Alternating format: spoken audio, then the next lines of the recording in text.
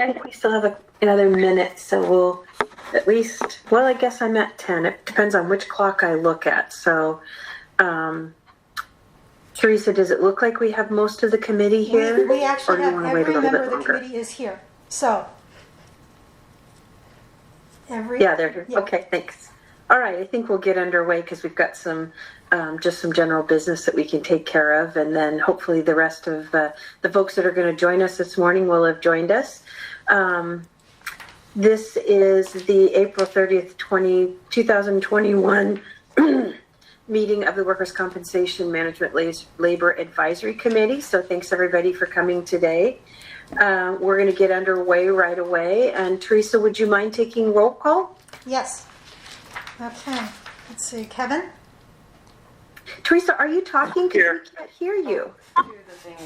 I can hear you, Teresa, and I'm here. Okay. Because your mask is on. Okay. I saw Jill come in. Still can't hear you. I can hear her. It's you, I can Carol. hear her. I can hear. I can hear her. Oh, everybody else is hearing her. Okay, so I'm the problem. I can wait. Let's see. Can you hear me Can now, you hear Kimberly? me? Okay. You can. Okay. Yeah, you can hear me? Okay. Well, this is a surprise. Diane, I think you may be up. We may be swapping roles today because I can't hear. I'm going to have to go out and come back in. So Okay. Do that. No problem. Take the lead for the moment. I was going to say, I can continue continue with roll call, and then wait for Kimberly to come back in. So I have Kevin, Jill. I'm here. Okay, good morning. Atusa, I see Atusa, good morning. And Scott, Here. good morning. And Diana's here. And I see Tammy, good morning, Tammy. And Alan, hi. Hello. And Lynn, good morning. And I see Kathy, good morning, Kathy. And Kimberly is here, and Andrew is here. So we do have quorum on both sides. Excellent. I need to turn off my phone. We'll hang out for a second, see if Kimberly comes back, and if she continues to have issues, I can take over for what I hope will be a relatively short meeting. I'm sure I have the agenda in front of me.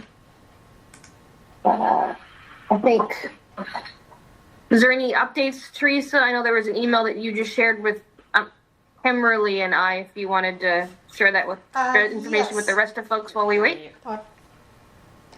Yes, I can do that. So that's actually teeing it up for the conversation on the planning for Senate Bill 801-2, though. So do you want me to hold off, or I can? I don't know if you. Sure. Okay. We'll just hang out. Any other, I guess, division updates that we should be aware of?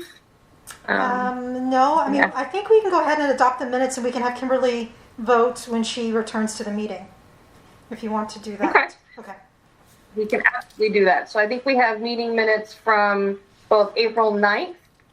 Hopefully everyone has had a chance to review those. I see Kimberly is on her way back in. Do I have a motion regarding April 9th minutes? Okay, I see I have a motion from Lynn. A second? I second. Okay, just a couple seconds. All those in favor of adopting the April 9th meeting minutes, say aye. Aye. Aye. Aye. Anyone opposed? Abstention? Okay, those are accepted. I see you, Kimberly. Yeah, Can you hear me? I can, and I'm hoping Yeah. you can hear me. Yes. All right. I can. Do you want me to continue, or I do don't. you want to take back over? I'm good.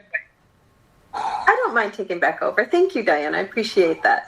No problem. Loves being in control.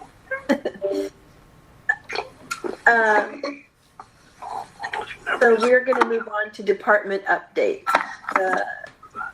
Andrew, I think we are going to have Andrew help us through some updates. I think everybody received a bunch of documents, and so we'll turn it over to Andrew. Thank you. Thanks, Kimberly. Can folks hear me? Yes. Great. So good morning. Glad to chat with everyone this morning and about some, it says department updates. I think really kind of talking a little bit about MLAC, so maybe MLAC updates.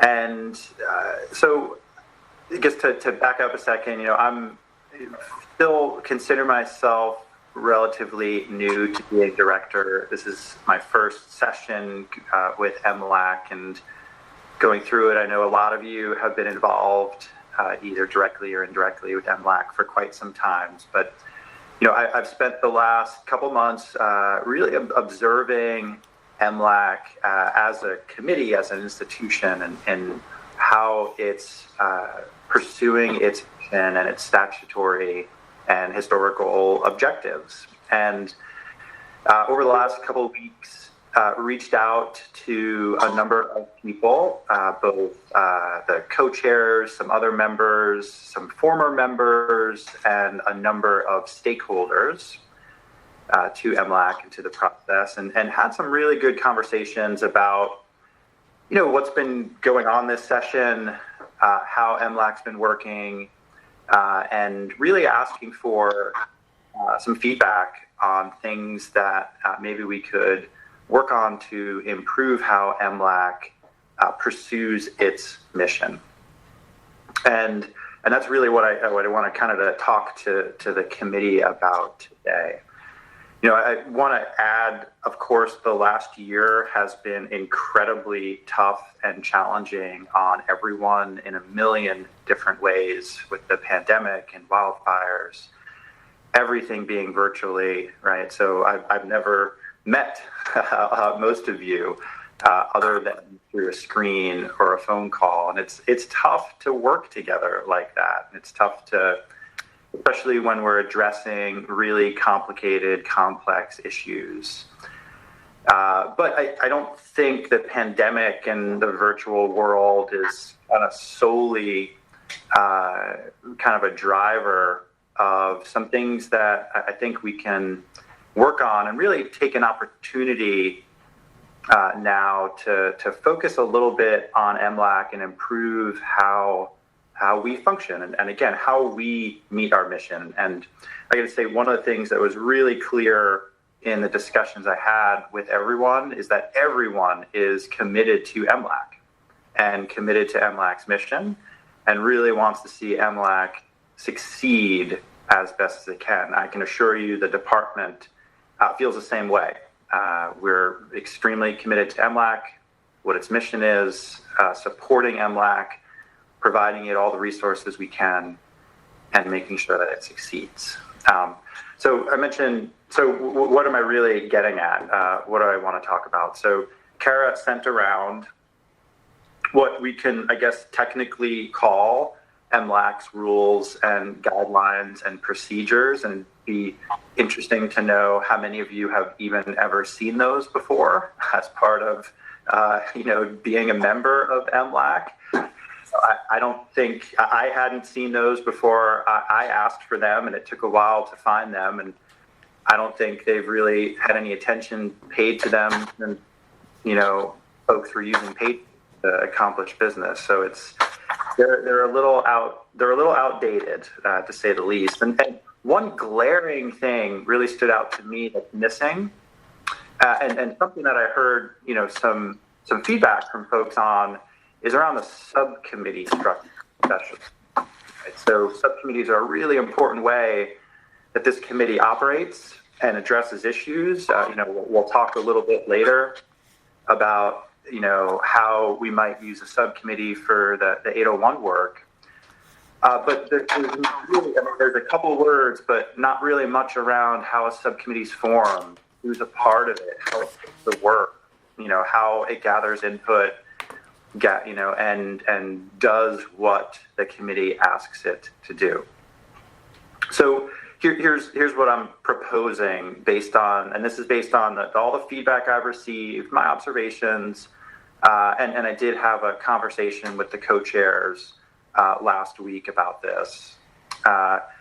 Here's what it is. So I think we can spend some time evaluating and developing a new, complete, comprehensive set of MLAC rules and procedures, policy guidelines, whatever we call them, we'll call them. Focusing, and that, to be frank, that might take a while to do, and I wouldn't want to rush through that process. I think we can start by focusing on especially how subcommittees are formed, who are the members, how they operate, how they work, because we need to form a subcommittee in the near term to focus on some work. And we can use this new way of doing it to form that subcommittee. But again, taking a real comprehensive look at MLAC and coming up with some more structure around how we accomplish our mission. Again, want to commit to the department providing the resources needed, not only for that work, but for MLAC's work going forward.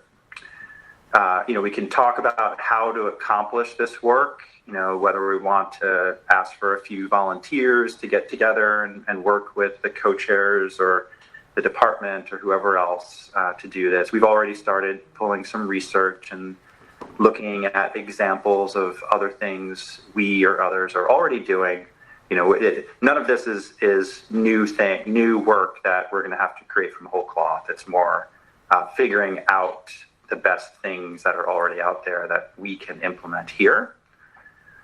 And that's it. So happy to, I really want to have a discussion around this, and maybe before that, turn it over to the co-chairs to give their perspectives and feedback on this as well.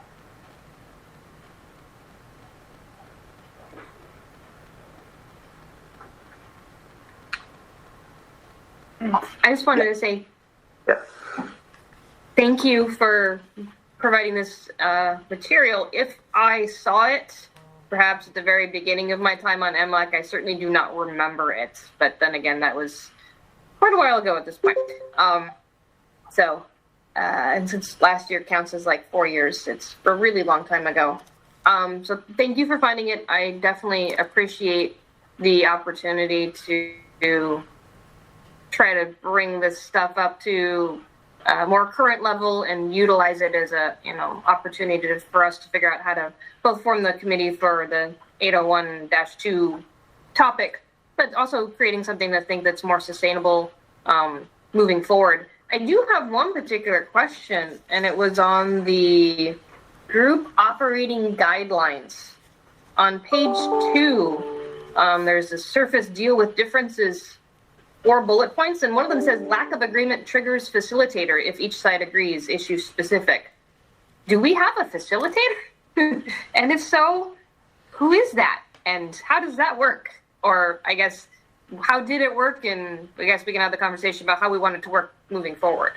I did not know that. Yeah, that's a great question. And until I saw that, I didn't know about that either. I think this document is from the late 90s or early 2000s. So, I mean, I'd ask if folks have ever seen that used before, maybe some members who were around before you started, Diana. I know we don't have right now on staff or under contract a facilitator. We have started looking, and there are some state resources and the ability for us to bring in a facilitator. But I would pose your question to others, either members or former members or other stakeholders who've been around for a while, to see whether that's ever happened before. I can put a couple 2 cents in for what it's worth. So at the time that the majority of these documents were drafted, this was during a stint in which there were a lot of contentious issues. Like pretty much every bill seemed to be a contentious issue. And so it was drafted based upon my understanding, this is historical information passed on to me. It was drafted based on a retreat, and it was basically more formal guidelines for the committee to uphold to. And for whatever reason, I think from my experience with respective co-chairs, since I've been at MLAC, it was the co-chairs kind of guided that, the necessity for having a facilitator, and also a combination of wanting to ensure that when bills were ready to be voted by the whole committee, there was consensus by the committee. So hence that eliminated the need for a facilitator. But again, this was drafted during a certain particular phase in the committee.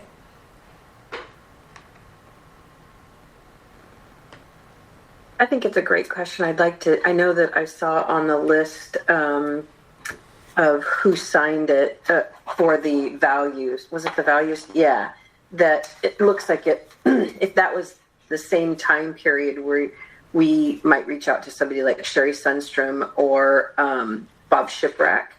And then I also saw Lisa Trussell. I know that all three of those are still around, and we could maybe reach out to one of them to find out how they utilized it. I thought the same thing, Diana. I was surprised to see the facilitator as well. And, from Teresa's description, that's kind of where we're at these days. And so, having some discussions. I don't recall seeing these. If they did, I saw them quite some time ago. I was really appreciative that we were able to locate those. Thank you, guys.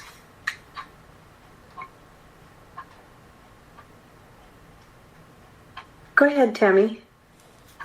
I just have a really basic question, really, really basic. So when you're gone from a meeting and it's time to vote on the minutes, I just always remain quiet if I wasn't at that meeting, so I don't approve or disapprove minutes. Are we supposed to say, abstain? Are we supposed to say that out loud, or do we just remain quiet? It could be one of the items Very in basic. revising bylaws. That is a very good question. I also noticed too from evaluating that there's also a lack of what constitutes a quorum. If it's the full 5 members or the slate of members at the time of meeting, anything like that. I was going to say, I will put that item down so when the time comes for discussion of the bylaws, we'll make sure to capture that, Tammy. That's great. And then if you have other questions, maybe we can funnel those to Teresa so that sounds like maybe she's got a list going that'll help us as we go through the individual documents. And like Andrew said, I think Diana and I talked and are looking to focus first on the subcommittee portion. It was pretty, it wasn't terribly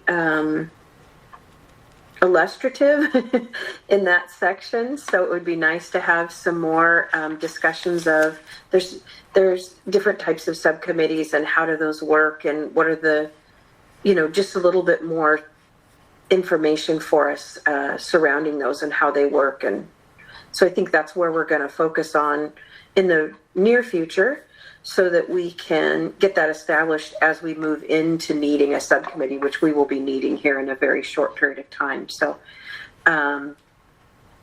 does anybody have any other questions about that the documents that we received or the idea of us, updating these? Tammy, go ahead. All right. I don't know if this is appropriate to say or appropriate to bring up, so if it's not, just please excuse me. I was surprised at that comment too, and I think the reason why is because Lynn and I started at the same time 6 years ago. I think we were the only ones on at that time, and when we started, everything was by unanimous vote. Everything. There was never any separation. And we would keep working and going back and forth. There would be a lot of caucuses. The co-chairs would meet. They'd go back and we'd have caucuses. And until we got down to something every single person could agree on. And so when we first started for several years, everything was 100% unanimous. There was never any disagreement. And I don't know how to get back to that, but I really like that. Okay, that's all. Just wanted to add it. I think that's some of the reasons why we're looking to do this, to go down this road, is to see if we can find our way back to that sort of a model. So I appreciate that comment, but I think that's our goal, is to try to get to where, we're back at that type of a model. Okay. Anybody else? Okay, let's move on then. Update on planning for Senate Bill 801-2. So we sort of alluded to that. And Diana, feel free, or Andrew, feel free to jump in as you feel necessary to make sure I get everything correct. But we met as a group and are looking into figuring out how do we come about a work plan, because we had the opportunity to meet with Mike Salvaggio and got a much better understanding of the underlying concerns, and want to make sure that whatever process we do, one, there's integrity with it, and two, that we ultimately come up with some answers to the underlying issue, whether there's an underlying issue or not, and if there is, how do we proceed? It's a pretty big undertaking, and so we are wanting to take our time to make sure that we set this up correctly at the beginning so that we succeed. So we are first talking amongst ourselves and looking to find a facilitator to help us just with trying to figure out the game plan and how we proceed. So that's our at the moment where we're at. We are going to simultaneously work on the subcommittee rules or game plan for the subcommittees, how those will be set up, so that we'll have that in place when we're ready to proceed to that step. We'll have that in place. So we're working on a couple of things at the same time, but feel it's important for us to hold tight enough to get the subcommittee information squared away, and then are looking to move forward quickly with the big undertaking that we have in front of us. Diana, did I forget anything? I don't think so. Andrew, you think pretty much covered everything? pretty good? Okay. All right. Well then, go ahead. If anybody's got any questions, and I see Tammy's got her hand raised. I'm so sorry. Okay, so about 801. So are they wanting us to have subcommittees and reach some sort of a conclusion and consensus before recommendation before or during this term still, or is this a really quick thing that we have to have all done by June 1st or anything? No, we've been asked. No, we are not required to do this in a very short period of time. No, we have some time. We've been asked, or we're going to be being asked by the legislature to report back to them in the next session.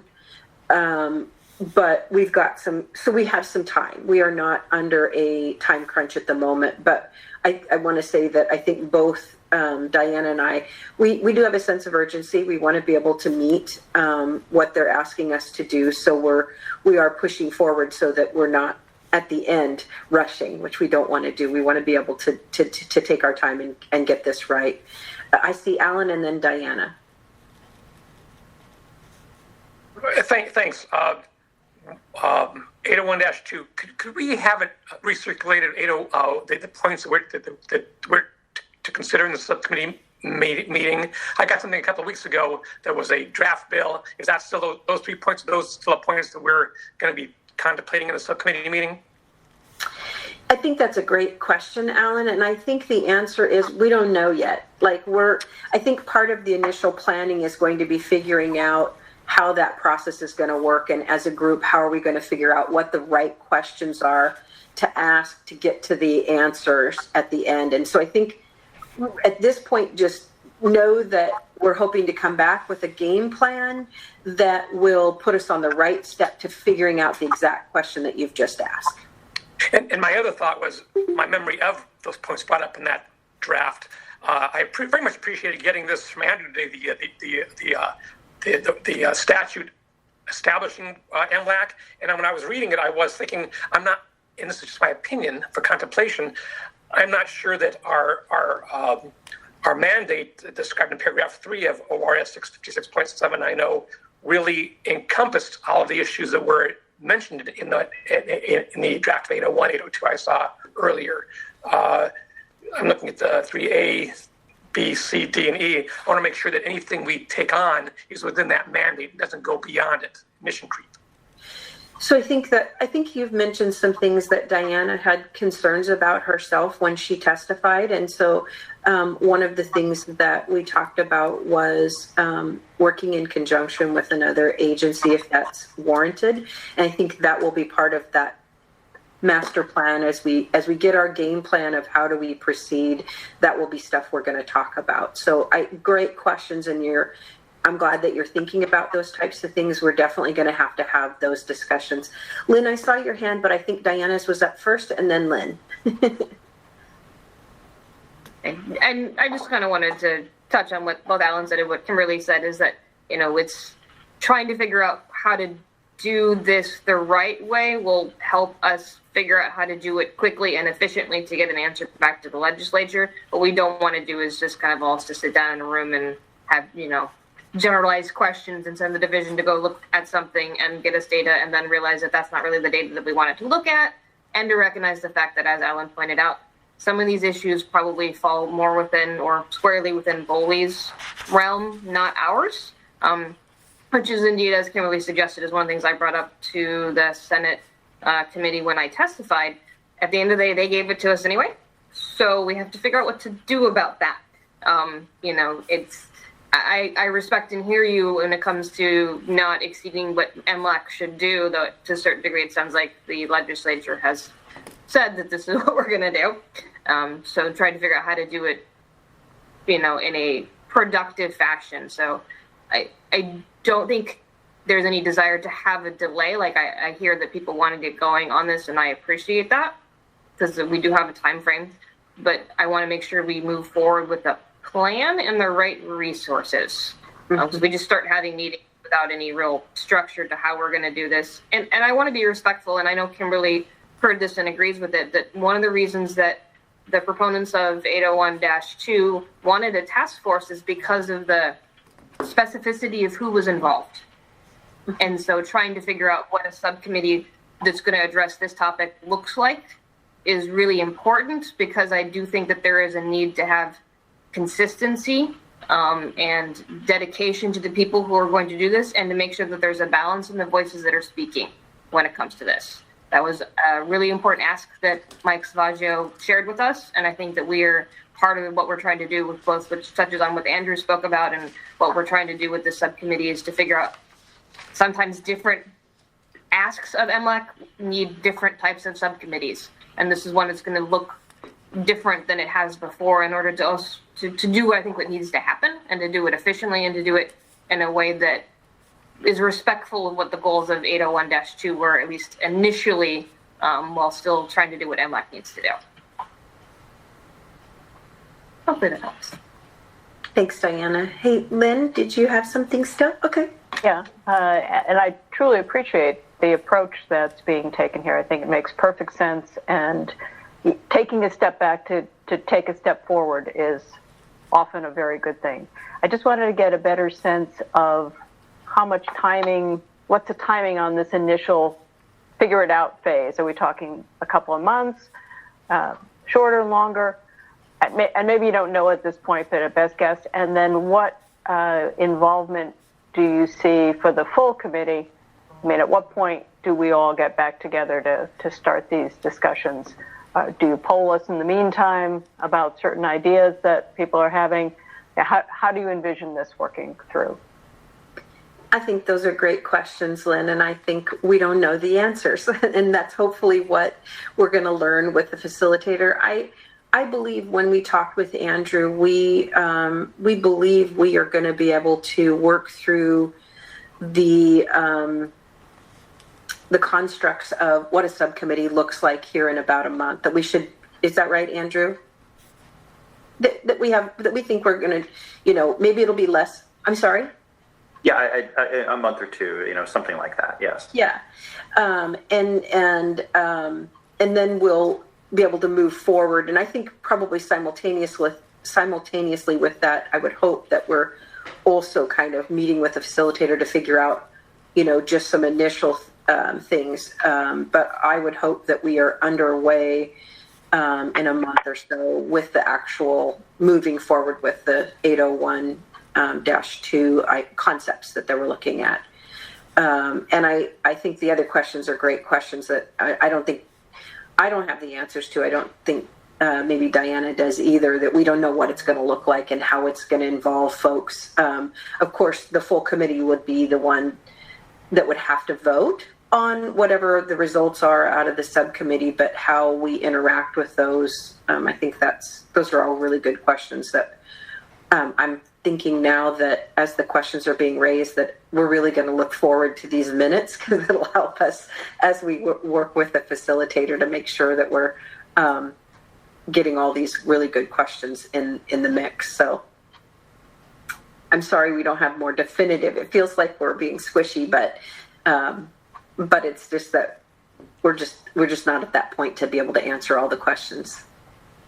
Does anybody else have any questions that we might not be able to answer? Can I just do one clarification? Actually, not clarification, but just, I do know that that legislators are looking at what we're talking about literally right now, and I think they feel confident that having these conversations now, we're moving forward. So please don't feel that we're not moving forward because of what's been discussed today and early next steps.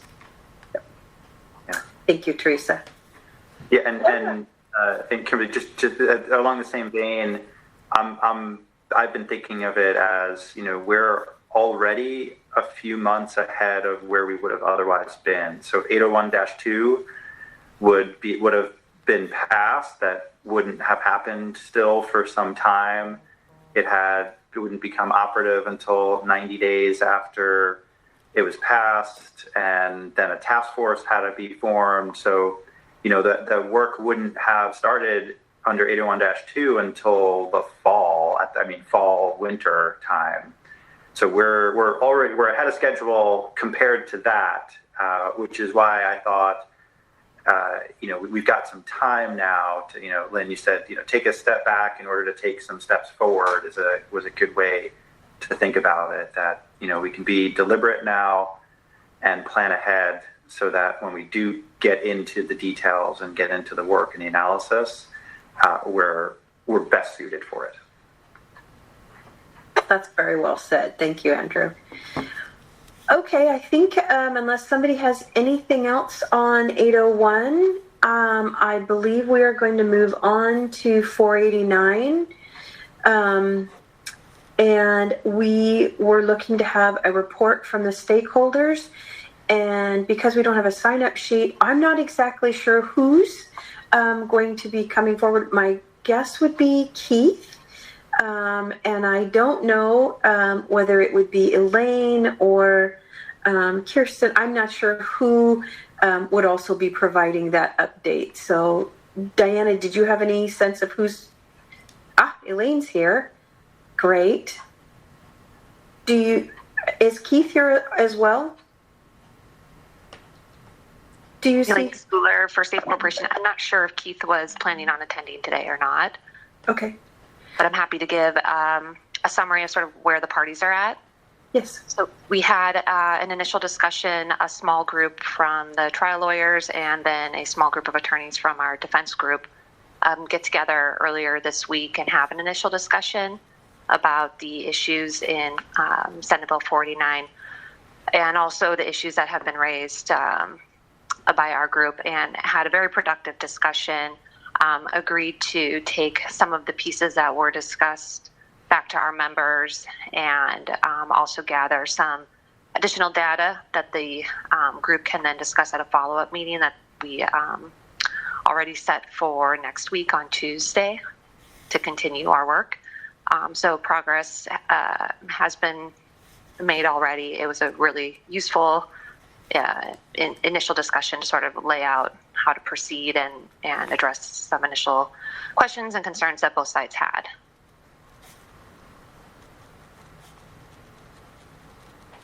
I'm happy to answer any questions too that the MLAC members may have. Thank you, Elaine. Tammy, I see your hand. Elaine, my only question is regarding the timing. Is there a plan to get this done by June and get the bill in this year or next session? Is there any sort of discussion about that?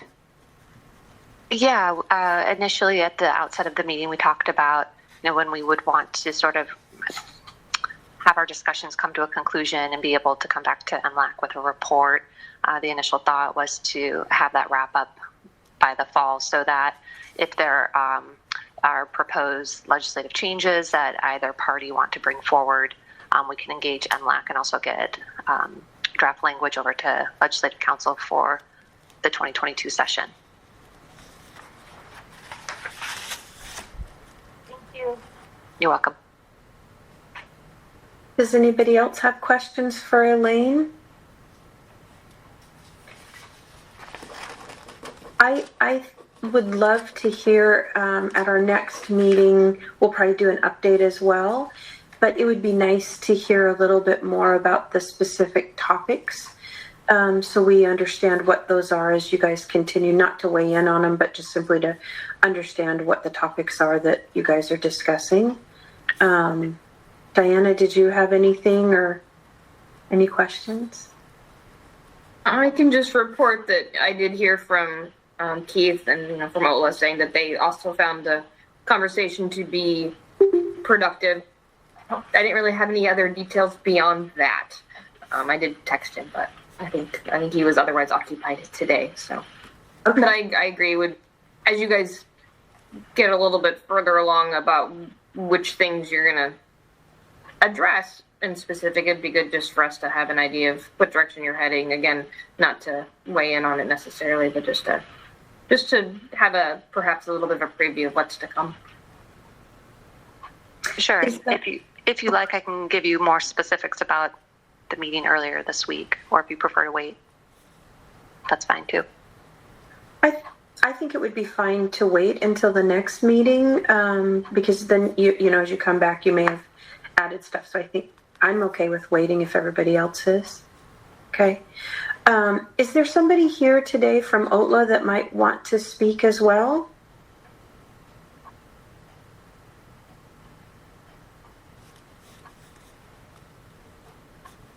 Okay, I'm not seeing it. I just want to make sure I give the opportunity.